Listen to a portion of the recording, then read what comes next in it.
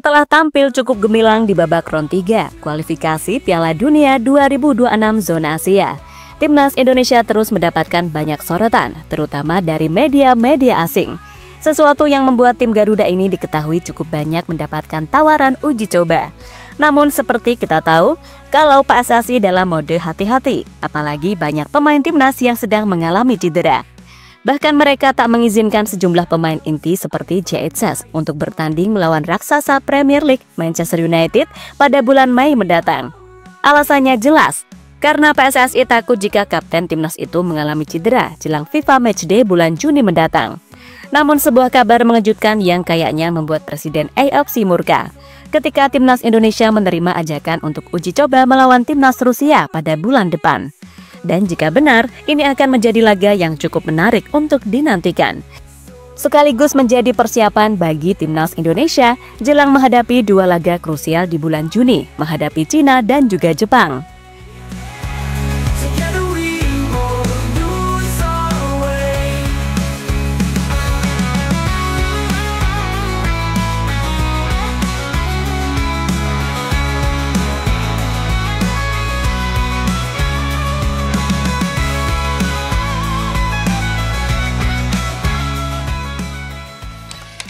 Di tengah desas-desus soal penambahan pemain baru, bagaimanapun Patrick Kluivert beserta PSSI udah harus menyiapkan game plan untuk menyambut dua laga sisa di babak round 3. Dan salah satu bentuk persiapan yang dilakukan pasti yang utama adalah soal kondisi fisik pemain.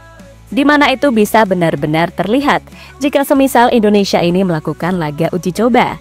Akan tetapi, manajer timnas Indonesia Pak Sumarji sendiri pernah berkata kalau timnas kemungkinan gak akan melakukan uji coba karena waktu yang mepet dengan laga FIFA Matchday bulan Juni.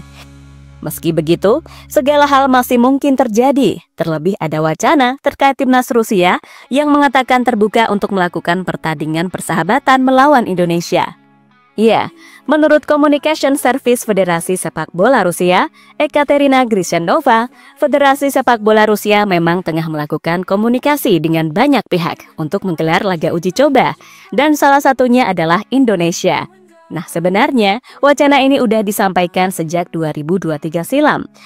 Namun melihat status timnas Rusia yang masih dalam pembekuan FIFA dan UEFA, membuat Indonesia harus benar-benar memikirkan matang-matang terkait hal ini. Di mana hal itu disampaikan oleh Menteri Pemuda dan Olahraga Dito Aryo Tejo usai pertemuan dengan Dubes Rusia untuk Indonesia Ludmila Vorobieva pada 11 Mei 2023 lalu. Dan ini akan menjadi pertandingan yang cukup dinantikan karena bagaimanapun Rusia adalah salah satu tim kuat di Eropa. Dan anak asuh Patrick Kluivert bisa menimbang seberapa kuat timnas Indonesia saat ini, sekaligus menjadi ajang pembelajaran serta pemanasan jelang menghadapi laga krusial bulan Juni versus Cina dan juga Jepang.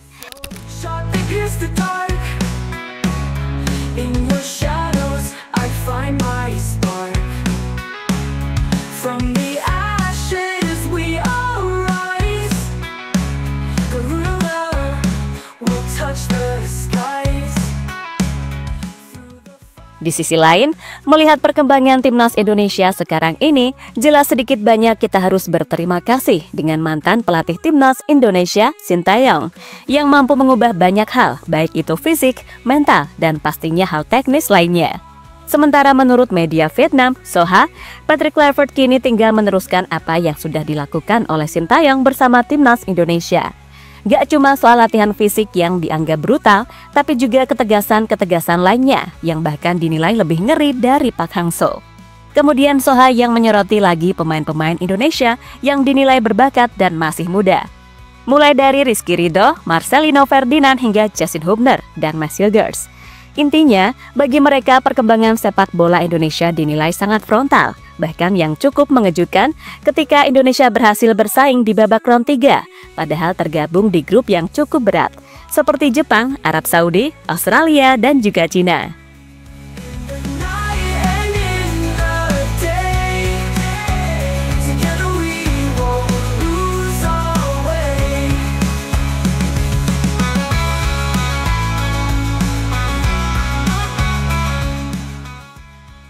Bang Jai nggak diizinin PSSI.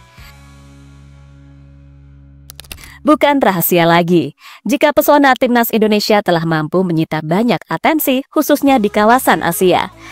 Dan bagi tim-tim ASEAN, komposisi skuad timnas senior Indonesia sekarang ini dianggap sebagai yang terbaik karena diisi pemain-pemain yang merumput di Eropa.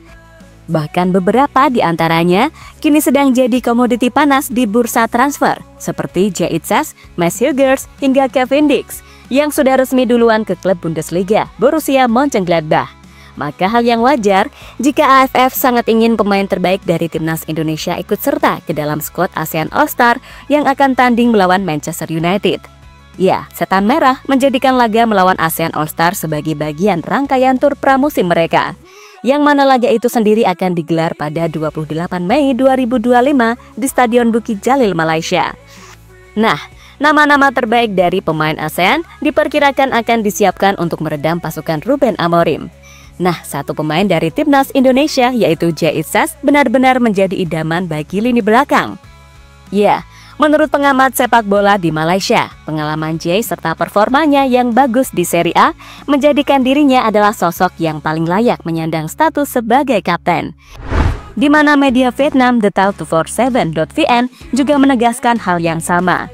Ya, di Serie A musim ini, kendati Venezia masih dongkrok di papan bawah, namun penampilan Jay Itzes secara individu bisa dibilang cukup konsisten. Itulah kenapa namanya jadi komoditi panas untuk tim-tim ternama di Serie A seperti Inter Milan, Bologna, Atalanta, Udinese, Torino, dan Fiorentina. Meski begitu, Jay yang tentu mengetahui kabar ini karena banyak yang notice dirinya, diperkirakan akan tetap mengutamakan kepentingan tim nasional sebab jarak pertandingan antara versus MU dan Cina cuma kurang lebih sepekan. Sehingga akan sangat konyol jika Jay sampai cedera dan melewatkan laga versus Cina. Dan PSSI sendiri tentu akan keberatan melepas Jay meskipun itu lawan MU sekalipun. Bukan karena MU yang sedang lucu, tapi ini lebih kepada masalah skala prioritas. Dan Pak Erik jelas gak mau bek terbaik yang dimiliki timnas kenapa-napa. Apalagi itu cuma laga persahabatan, yang mana bagi Jay masih ada banyak kesempatan kalau untuk cuma sekedar ketemu MU.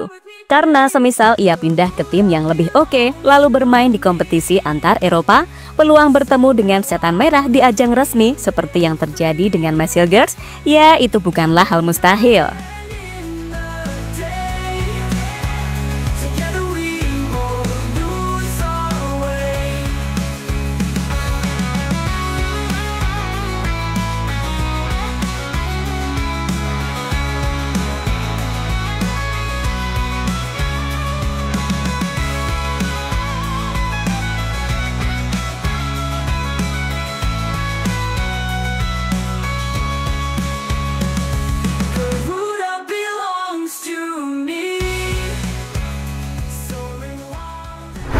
Presiden AFC murka. Sementara itu, mengetahui kabar yang ada, AFF mungkin akan kecewa jika semisal perwakilan dari Indonesia bukan nama-nama yang selama ini jadi andalan utama saat ini. Dan PSSI sendiri, sebagaimana menurut penuturan Pak Arya, belum bisa memastikan keikutsertaan pemain Indonesia. Kembali lagi, kualifikasi Piala Dunia adalah yang utama. Sampai saat ini masih belum ada informasi apapun, karena bersamaan kami juga akan menghadapi persiapan round 3 kualifikasi Piala Dunia, ucap Pak Arya. Lebih lanjut, kalaupun semisal Indonesia harus mengirim wakil, menurut info terbaru, 2 nama yakni Asnawi Mangku Alam serta Muhammad Ferrari kemungkinan yang akan diajukan. Atau jika pihak AFF ingin pemain yang punya pengalaman di level internasional, masih ada Jordi Amat, yang kalau ditanya soal pengalaman, dia adalah yang paling berpengalaman di timnas Indonesia karena pernah bermain di IPL serta La Liga untuk waktu yang lama. Nah lo gimana? Dah nggak apa-apa Jordi Amat aja deh. Lagian yang namanya All-Star ya seharusnya mereka-mereka yang main di liga-liga ASEAN. Karena biar bagaimanapun itu bisa jadi pengalaman berharga, apalagi jika pemain itu masih berusia muda. Tapi kembali lagi, niat AFF pasti juga nggak jauh-jauh dari soal duit, jadi ya tunggu aja keputusan PSSI kayak gimana. Di sisi lain, untuk sementara ini Kim Sang-sik sudah memanggil 4 pemain. 3 diantaranya adalah pemain asal Vietnam, yakni Do Duy Man, Nguyen Huang Duc, dan Nguyen Quang Hai. Sementara 1 pemain lainnya adalah Joao Pedro dari Timor Leste. Untuk selanjutnya, Kim Sang-sik akan memanggil beberapa pemain lagi, khususnya pemain yang berasal dari Thailand, Malaysia, hingga Indonesia. Namun sejauh ini, baru 4 pemain tadi yang baru diumumkan. Akan tetapi, kalau Mimin pribadi punya gambaran seperti ini. Untuk kiper ada Neil Etheridge dari Filipina. Lalu 3 back adalah Jefferson Tabinas dari Filipina, Jordi Amat dari Indonesia, dan Dion Kos dari Malaysia. Wingback kanan bisa diisi oleh Asnawi, biar dia bisa adu tackle sama Garnacho lagi. Lalu wingback kirinya bisa diisi oleh Teraton Bunmatan dari Thailand. Kemudian untuk 2 gelandang bisa diisi oleh Chanatip Songkrasin dari Thailand dan sang legenda Singapura Haris Harun. Nah, trio di depan bisa diisi oleh Nguyen Quang Hai dari Vietnam di kiri, Arif Aiman dari Malaysia untuk sayap kanan, serta Nguyen Tian Lin sebagai nomor 9. Sebenarnya jika Rafael Son alias Nguyen Swanson nggak kena ACL, pasti akan jadi ujung tombak utama. Tapi dengan komposisi ini, bisa jadi ya ini adalah komposisi terbaik ASEAN versi Mimin, tanpa pemain inti dari timnas Indonesia saat ini.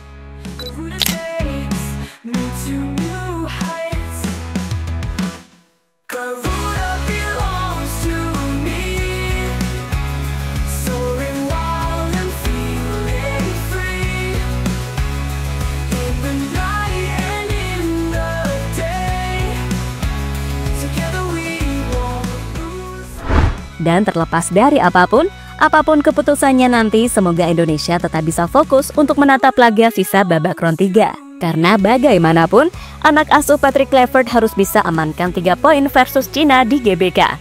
Karena dengan 3 poin, Indonesia bisa mengangkat target awal finish di peringkat 3 atau 4.